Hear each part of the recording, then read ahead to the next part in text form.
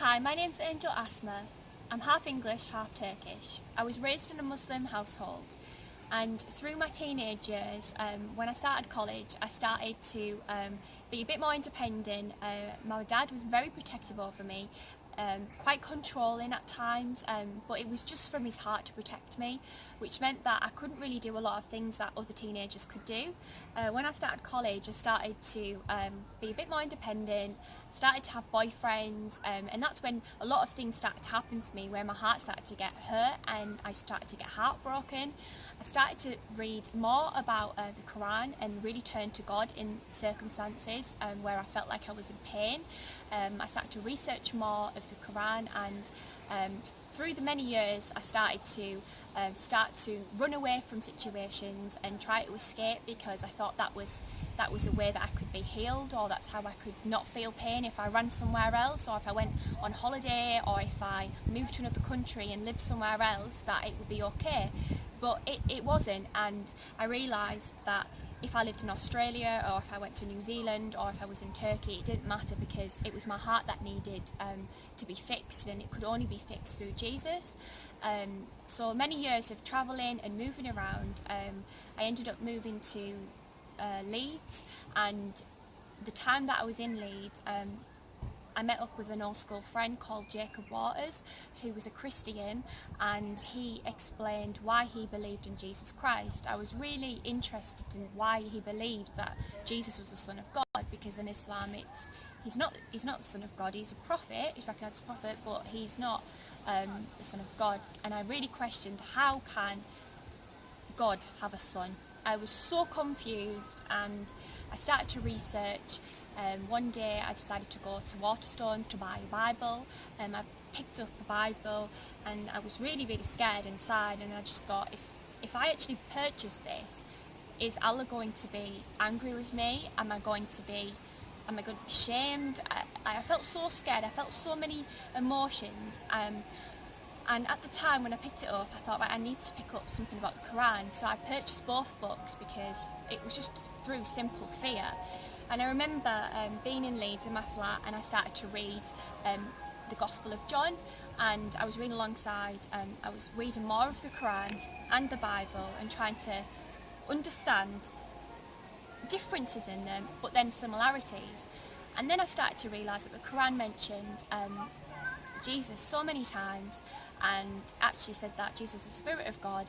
And then I started to get really confused, because I thought, if the Quran's saying this and Christians are saying this, then why aren't I following this? And I started to really break down and cry, and I felt so alone, because I felt like I was the only person who was going through this. And at the time, my friend Jacob lived in Budapest, so we would communicate via a message and on the phone, but I didn't have somebody there with me, and I felt really scared. And I remember breaking down on the floor and hysterically crying out to God, and just saying, God, please just help me, fix my heart, and help me to understand what's happening.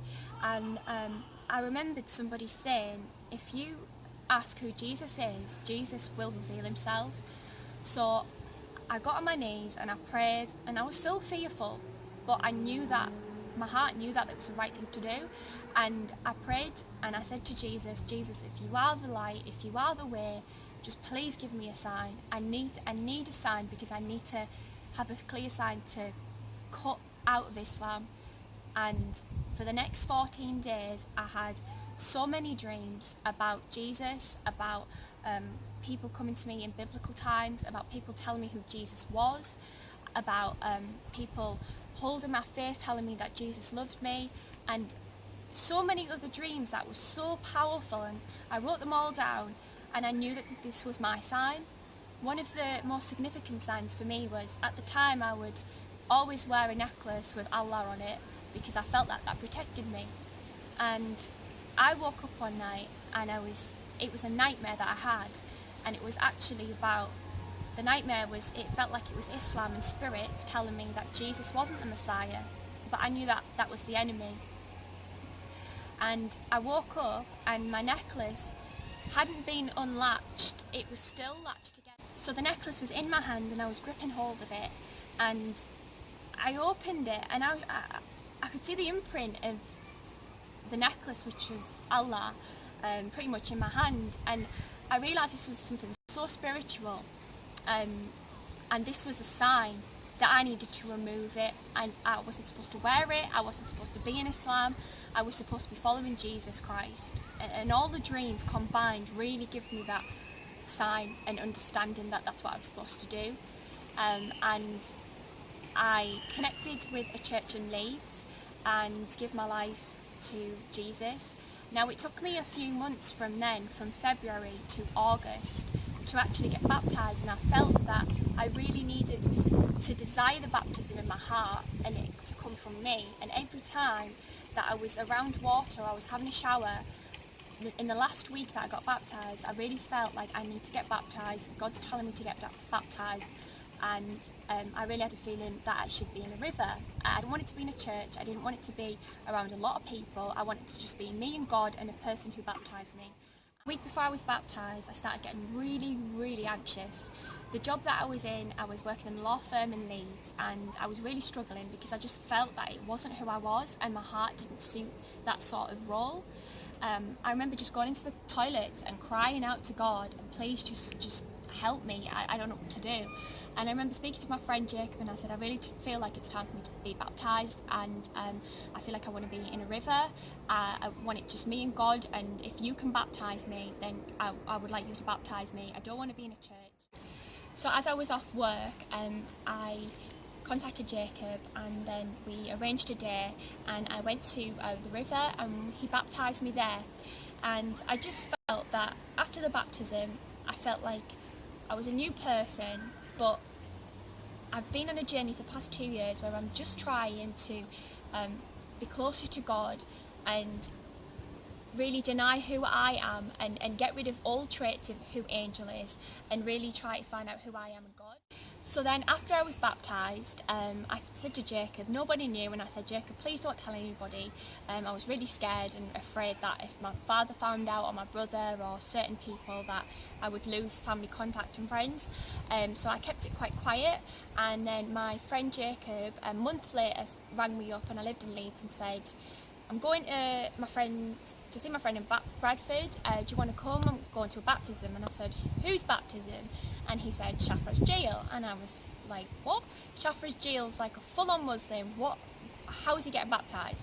But this gave me so much encouragement that my decision of 1 month previous to that was the right decision, and it gave me so much faith that I'd done the right thing.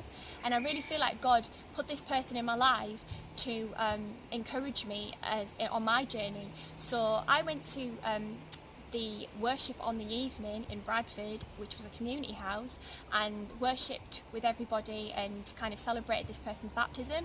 And through the next couple of months, I started to go to this community house and just have some great fellowship together. And then me and this person, Shafraz, we started to become closer friends, and we started to go to conferences together, and Hillsong worship and concerts, and it was really great. And I really feel like God brought us together and really just helped us and encouraged us, and now we are due to be married in September, and we're going on a mission. And I'm super excited because the times when I used to run to Australia or New Zealand or go here and there was to try and heal my heart, but now I feel like God's really healed my heart, and now I've got a person to go to these places with and actually share the gospel, and it's just so amazing what God's done, and I feel really blessed and grateful, and that's my testimony. I really hope that I encourage you